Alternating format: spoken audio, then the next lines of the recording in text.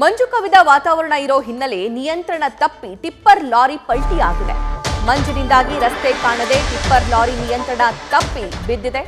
1000 ಅಡಿಯ ಆಳಕ್ಕೆ ಬಿದ್ದಂತಹ ಟಿಪ್ಪರ್, ಆದರೆ ಚಾಲಕ ಮಾತ್ರ ಬಚಾವಾಗಿದ್ದಾನೆ. ಪ್ರಪಾತಕ್ಕೆ ಬಿದ್ದಿದ್ರಿಂದ ಸಂಪೂರ್ಣ ಟಿಪ್ಪರ್ ಲಾರಿ ಜಖಮಾಗಿದೆ. ಚಾರ್ಮಾಡಿ ಘಾಟ್ನ ಸೋಮನಕಾಡು ಸಮೀಪದಲ್ಲಿ ಈ ಘಟನೆ ನಡೆದಿದೆ. ಚಿಕ್ಕಮಗಳೂರು ಜಿಲ್ಲೆ ಚಾರ್ಮಾಡಿ ಘಾಟ್ನ ಸೋಮನಕಾಡು ಪ್ರದೇಶ ಇದು. ಟಿಪ್ಪರ್ ಲಾರಿ ಪ್ರಪಾತಕ್ಕೆ ಬೀಳ್ತಾ ಇದ್ದಂತೆ ಆ ಚಾಲಕ ಜಿಗ್ದಿದ್ದಾನೆ. ಹಾಗಾಗಿ ಆತ ಪ್ರಾಣಾಪಾಯದಿಂದ ಪಾರಾಗಿದ್ದಾನೆ. ಗಾಯಗೊಂಡಂತಹ ಚಾಲಕ ಮಂಗಳೂರು ಆಸ್ಪತ್ರೆಗೆ ದಾಖಲಾಗಿ ಚಿಕಿತ್ಸೆ ಪಡಿತಾ ಇದ್ದಾನೆ.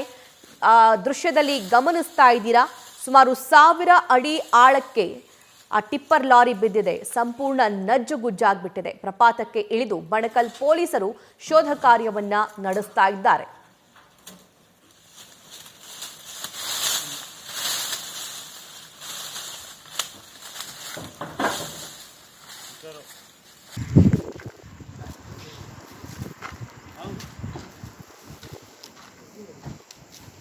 ನೀಲಿ ಟಿಪ್ಪರ್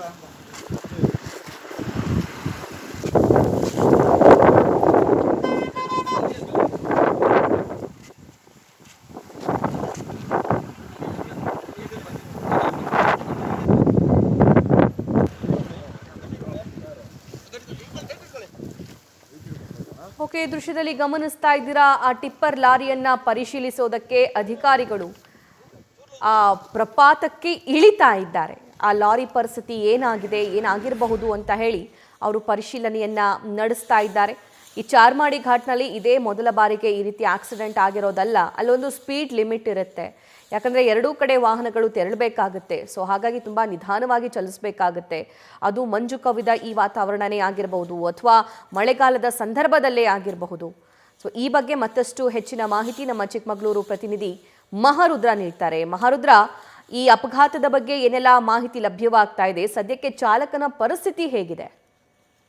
ಸಭಾ ನಿನ್ನೆ ಮಂಜು ಒಂದು ವಾತಾವರಣ ಇರೋದ್ರಿಂದ ರಸ್ತೆ ಒಂದು ಕಾಣದೆ ಲಾರಿ ಒಂದು ಪ್ರಪಾತಕ್ಕೆ ಬಿದ್ದಿರುವ ಒಂದು ಘಟನೆ ಒಂದು ಚಾರ್ಮಾಡಿ ಘಾಟಿನ ಒಂದು ಸೋಮನಕಾಡು ಸಮೀಪ ಒಂದು ತಿರುವಿನಲ್ಲಿ ಒಂದು ಘಟನೆ ನಡೆದಿರುವಂತದ್ದು. ಇದು ನಿನ್ನೆ ರಾತ್ರಿ ಆಗಿರುವಂತ ಒಂದು ಸಂದರ್ಭದಲ್ಲಿ ಚಾಲಕ ಲಾರಿ ಒಂದು ಬೀಳ್ತಂತ ಸಂದರ್ಭದಲ್ಲಿ ಲಾರಿಯಿಂದ ಜಿಗಿದು ಆತ ಒಂದು ಪ್ರಾಣಾಪಾಯದಿಂದ ಪಾರಾಗಿದ್ದಾನೆ. ಆತನಿಗೂ ಕೂಡ ಸಣ್ಣ ಪುಟ್ಟ ಗಾಯಗಳಾಗಿದ್ದವು. ತಕ್ಷಣ ಆತನ್ನ ಮಂಗಳೂರು ಆಸ್ಪತ್ರೆಗೆ ಈಗ ದಾಖಲು ಮಾಡಿರುವಂತದ್ದು. ಈಗಾಗಲೇ ಈ ಚಾರ್ಮಾಡಿ ಘಾಟ್ ಸಮೀಪ ಈಗ ಒಂದು ಮಂಜು ಮುಸುಕಿದ ವಾತಾವರಣ ಇರ್ತದೆ.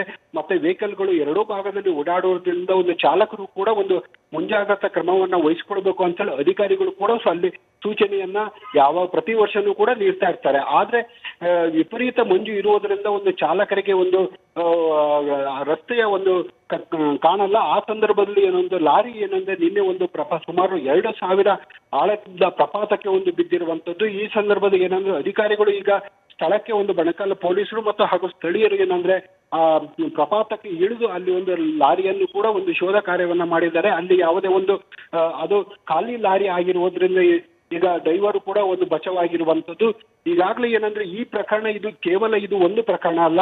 ಇದೇ ರೀತಿ ಒಂದು 3-4 ಪ್ರಕರಣಗಳು ಅದೇ ಸ್ಪಾಟ್ ಅಲ್ಲಿ ಒಂದು ನಡೆದಿರುವಂತದ್ದು. ಅಲ್ಲಿ ಸ್ಥಳೀಯರು ಹೇಳೋ ಪ್ರಕಾರ PW ಇಲಾಖೆ ಅಲ್ಲಿ ಒಂದು ತಡೆಗೋಡೆಯನ್ನ ನಿರ್ಮಾಣ ಮಾಡಬೇಕು. ಆ ತಡೆಗೋಡೆಯನ್ನ ನಿರ್ಮಾಣ ಮಾಡಿದ್ರೆ ಇಂಥ ಒಂದು ಅವಘಡವನ್ನ ತಪ್ಪಿಸ್ಲಿಕ್ಕೆ ಸಾಧ್ಯ ಆಗ್ತದೆ ಅಂತ ಹೇಳಿ ಒಂದು ಅಧಿಕಾರಿಗಳ ವಿರುದ್ಧ ಒಂದು ಆಕ್ರೋಶವನ್ನ ವ್ಯಕ್ತಪಡಿಸಿದ್ದಾರೆ. ಈಗಾಗಲೇ ಬಣಕಲ್ ಪೊಲೀಸರು ಮತ್ತು ಹಾಗೂ ಸ್ಥಳೀಯರು ಅಲ್ಲಿ ಒಂದು ಸ್ಥಳವನ್ನ ಪರಿಶೀಲನೆ ಮಾಡಿ ಅಧಿಕಾರಿಗಳಿಗೆ ಅಲ್ಲಿ ಒಂದು ತಡೆಗೋಡೆಯನ್ನ ನಿರ್ಮಾಣ ಮಾಡಬೇಕು ಅಂತ ಒಂದು ಆಗ್ರಹಿಸಿದ್ದಾರೆ.